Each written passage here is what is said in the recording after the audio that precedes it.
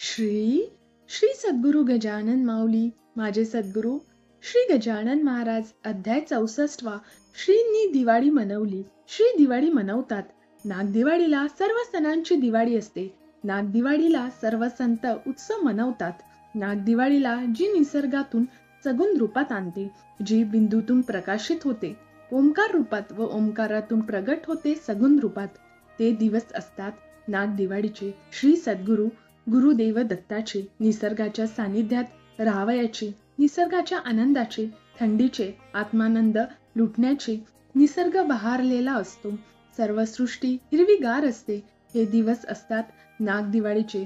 कुंडलिनी जागृत होण्याचे, कान फुंकण्याचे, मंत्र दिशा घेण्याचे, जागृत होण्याचे, सर्व संत एकत्र येण्याचे, सर्व देव देवता एकत्र येण्याचे व सृष्टी सौंदर्याचे. सूर्याची उष्णता देखील जाणवत नसते, त्याची उष्णता देखील हवीशी वाटते. हे दिवस असतात नागदिवाळीचे. अशी दिवाळी श्रींनी मनवली माझ्या घरी.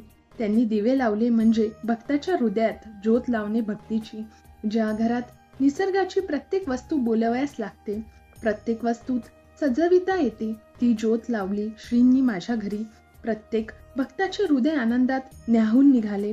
प्रत्येक भक्तांनी महाप्रसाद ग्रहण केला, प्रत्येक भक्तांनी आनंद घेतला, प्रत्येक भक्त न्याहून निघाला भक्ती रसात व श्रींचे आगमन झाले.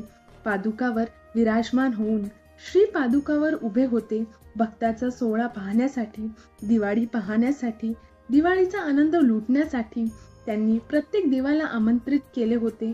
प्रत्येक जण आनंदित होता, फुलांचा वर्षाव करीत होता व पायघड्या घालीत होता. दिवाळी सणच असा आहे की सर्वत्र उत्साहाची स्वरूपात असते. श्री ज्यांच्याकडे सण साजरा करतात तिथली दिवाळी कशी असेल कोणाला काही सांगावेच लागत नाही. प्रत्येक जण स्वयंस्फूर्तीने काम करतो. साधू संत येती घरा, तोच दिवाळी दसरा. या ठिकाणी तर श्रींनी दिवाळी साजरी केली आहे. श्रींची दिवाळी प्रासादिक दिवाळी आहे. श्रींची दिवाळी अध्यात्मात रुची निर्माण करणारी दिवाळी होय. श्री दिवाळी श्री गुरुदेवाला प्रणाम करणारी दिवाळी होय. प्रणाम करूया आपण सारे शेगावीच्या संता.